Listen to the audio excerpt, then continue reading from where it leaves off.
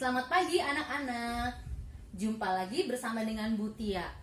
Apa kabar kalian di rumah?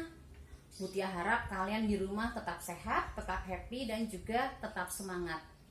Bu Tia senang sekali karena hari ini kalian semua sehat. Kalian semua bisa ikut pelajaran dengan baik. Nah, hari ini kita akan membahas tentang interaksi sosial. Indikator pencapaian kita hari ini ada 3. Yang pertama, mendeskripsikan pengertian interaksi sosial. Yang kedua, menjelaskan syarat-syarat terjadinya interaksi sosial. Dan yang ketiga, membandingkan pola interaksi masyarakat sebelum dan pada saat terjadi pandemi COVID-19. Nah, skenario pembelajaran kita hari ini, yang pertama, nanti Bu Tia akan menjelaskan sedikit. Yang kedua, kalian akan diskusi kelompok membahas LKPD yang sudah Bu Tia siapkan di GCR kalian. Dan yang ketiga, kita presentasikan hasil diskusi kelompok kalian. Oke ya? Baik, kita mulai saja pelajaran kita hari ini. Nah, sekarang coba kalian perhatikan beberapa gambar ini. Nah, ini adalah gambar manusia sebagai makhluk sosial yang melakukan interaksi sosial. Ada yang masih ingat apa itu makhluk sosial? Ya, makhluk sosial adalah makhluk yang tidak bisa hidup tanpa orang lain, makhluk yang membutuhkan orang lain. Sebagai makhluk sosial, kita selalu melakukan interaksi dengan orang lain. Kita selalu melakukan interaksi sosial. Nah, apa sih interaksi sosial itu? Ada beberapa pendapat dari para ahli tentang interaksi sosial. Yang pertama, menurut John Lewis Gillen. Menurut John Lewis Gillen, interaksi sosial adalah hubungan-hubungan sosial yang dinamis yang menyangkut hubungan antara orang per orang, antara kelompok-kelompok manusia, dan antara orang per orang dengan kelompok. Yang kedua, menurut Kimball Young bilang kalau interaksi sosial adalah hubungan sosial antara individu dengan perorangan atau kelompok dan hubungan kelompok dengan kelompok secara dinamis. Nah, yang ketiga, menurut Surjono Sukanto.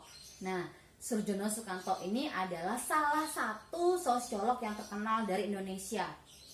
Menurut beliau, interaksi sosial adalah proses sosial yang berkaitan dengan cara berhubungan antara individu dengan kelompok untuk membangun sistem dalam hubungan sosial. Nah, kalau menurut kalian, apa definisi dari interaksi sosial?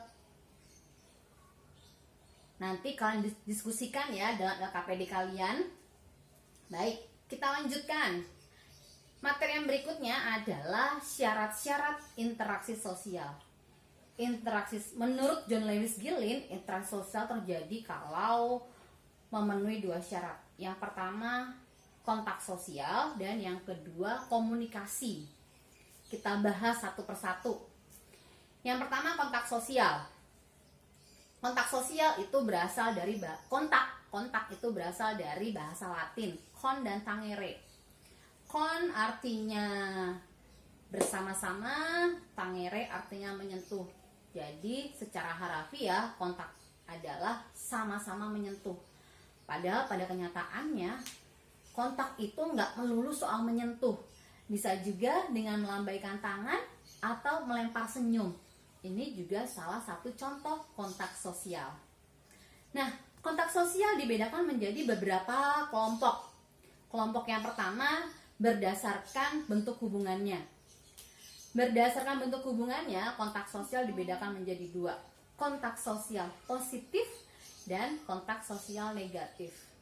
Bedanya, kalau kontak sosial positif itu menghasilkan persatuan, menghasilkan kebaikan, hal-hal yang baik. Sedangkan kontak sosial negatif itu menimbulkan perpecahan atau konflik. Nah, kelompok yang kedua berdasarkan tingkat hubungannya. Berdasarkan tingkat hubungannya, kontak sosial dibedakan menjadi 2. kontak sosial primer dan kontak sosial sekunder. Kalau kontak sosial primer itu bertatap muka secara langsung, bertemu secara langsung. Sedangkan kontak sosial sekunder tidak bertemu secara langsung tapi melalui perantara atau media. Nah, kontak sosial sekunder ini juga dibedakan menjadi dua. Yang pertama, kontak sosial sekunder langsung dan kontak sosial sekunder tidak langsung. Bedanya apa? Bedanya, kalau kontak sosial sekunder langsung, individu dengan individu melakukan kontak secara langsung tapi melalui media, misalnya lewat telepon atau video call. Sedangkan kontak sosial sekunder tidak langsung melalui perantaranya pihak ketiga. Ambil contoh, kalian di rumah sakit. Nah, kalian meminta tolong teman kalian untuk memberitahu ke Butia bahwa kalian di rumah sakit. Angel, aku sakit nih, tolong dong kasih tahu Butia kalau aku sakit ya. Nah, itu contoh kontak sosial sekunder tidak langsung. Nah, kelompok yang ketiga, kontak sosial berdasarkan jumlah individu atau berdasarkan sifatnya. Dibedakan menjadi 3. Kontak sosial individu dengan individu, individu dengan kelompok, dan kelompok dengan kelompok. Nah, sampai sini jelas ya tentang kontak sosial.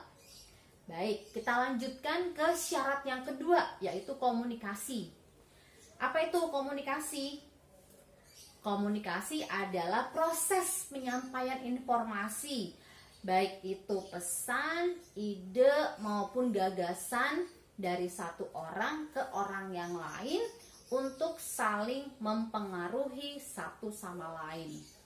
Nah, komunikasi itu dibedakan jadi 2, komunikasi verbal dan komunikasi nonverbal. Kalau komunikasi verbal yaitu bentuk komunikasi secara lisan maupun tulisan. Misalnya yang sedang Butia lakukan ini adalah salah satu contoh komunikasi verbal. Nah, contoh komunikasi verbal yang dalam bentuk tulisan, misalnya kita nulis di WhatsApp atau kita kirim SMS. Nah, itu contoh komunikasi verbal. Nah, yang kedua contoh komunikasi nonverbal. Kalau komunikasi nonverbal itu dengan menggunakan simbol-simbol, misalnya gestur tubuh, ekspresi wajah, atau bahasa isyarat. Nah, ada beberapa unsur komunikasi. Yang pertama adalah komunikan. Komunikan adalah orang yang memberikan informasi. Dalam hal ini Butia ini sebagai komunikan. Unsur yang kedua ada komunikator. Komunikator adalah orang yang menerima informasi. Nah, kamu di rumah yang sedang mendengarkan penjelasan ini kamu disebut sebagai komunikator. Unsur yang ketiga ada pesan. Ada pesan, informasi, gagasan, ide yang disampaikan. Dan unsur yang keempat ada feedback atau umpan balik. Nah, dari penjelasan tadi kita bisa melihat ciri-ciri interaksi sosial. Ciri-ciri interaksi sosial ada 4. Yang pertama, pelakunya lebih dari 1, minimal 2. Yang kedua, interaksi sosial menggunakan komunikasi dengan simbol-simbol tertentu. Ciri yang ketiga, interaksi sosial memuat dimensi waktu, masa lalu, masa kini, dan masa depan. Dan ciri yang keempat, interaksi sosial memiliki tujuan tertentu. Nah, Butia punya beberapa gambar. Ini adalah perbandingan antara pola interaksi masyarakat sebelum dan pada saat pandemi COVID-19. Kalian lihat perbedaannya apa ya? Nah, tulis jawaban kalian pada LKPD yang sudah Butia posting di GCR. Nah, penjelasan Butia sampai di sini dulu. Silakan kalian dengan kelompok kalian masing-masing mendiskusikan LKPD yang ada di GCR. Kita akhiri sampai di sini dulu. Selamat berdiskusi, dan setelah diskusi nanti kita akan presentasikan. Baik anak-anak, sampai di sini dulu. Kita berjumpa lagi nanti. Selamat pagi.